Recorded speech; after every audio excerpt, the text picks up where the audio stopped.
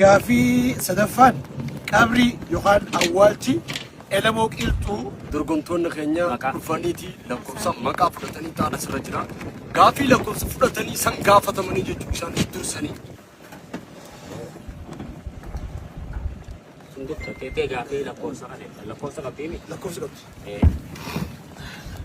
Gaafii sadaffaan qabrii yookaan awwaalchi elamoo qilxuu haroo caccarirraa kallattii kamitti argama? Kallattii kamitti argamti? Kallattii lixaa. Kallattii lixaa akkata jirti? Argattee. Gaafii lakkoofsa lama asli haroon carcar aanota meeqaan daangeffamtee argama? Maqaa isaaniitis. Aanaa Sadan maqaa isaaniitii. Aanaa Takka. Aanaa bo. Lama. Aanaa bohe. Akkata jirti? Argattee jirti. Roza, lola ituu fi Minilik jitu gaggeeffame tooftaalee waraanni ituu fayyadame lama nuyi. Tooftaa waraanni itti fayyadame lama fayyadamanii lameen tokko kanniisaan itti duulanii lammaffaan dhadhaa buqqee gugguutaniiti kaayanii fi dhadhaa san waraanni faallaa dhugee akkasitti mo'amuu danda'an. Dhadhaa kaayaniif.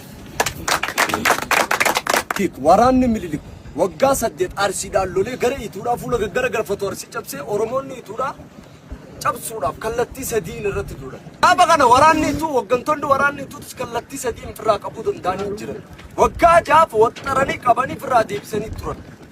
Waraanni kun waggantoonni waraana kanaa eenyu fi eenyu? Hayyee mana keessaa Roozaa. Yaayyaa Alisreetii fi Mucee Amma Mucee. Yaayyaa Alisree Mucee Amma Mucee nama lama deebistee jirti. Kan itti aansu mana keessaa Diamond. Ittisaa Rooba. Ittisaa Rooba.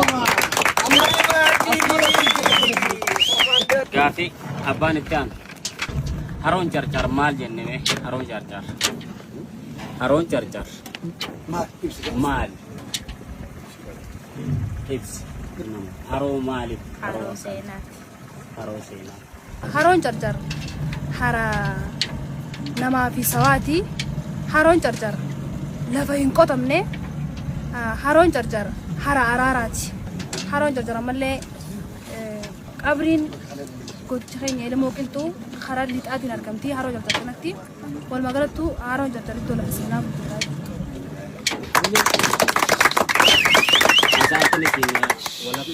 Kanaaf dorgomtoonni keenya hundiru maali? Tokkoffaadha jechuudha. Kaayyoon keenyas maali bakka kanatti nama barsiisuudha. Wanta asirraa gaafannu amma deebisuu fi deebisuu dhabuu isaanii osoo hin ta'in wanta asirraa gaafannuun dhaloonni maa barachuu qaban. Sababni nuti bifa gaafii fi deebisaatiin haroo carcar gubbaa bashannanaa shirishiri jechaa isin dhaleessinuuf dhaloonni haroo tana daawwachaa seenaa baruu qaban isin biraan ga'uuf hawwata kanaas isin garsiisuudhaaf.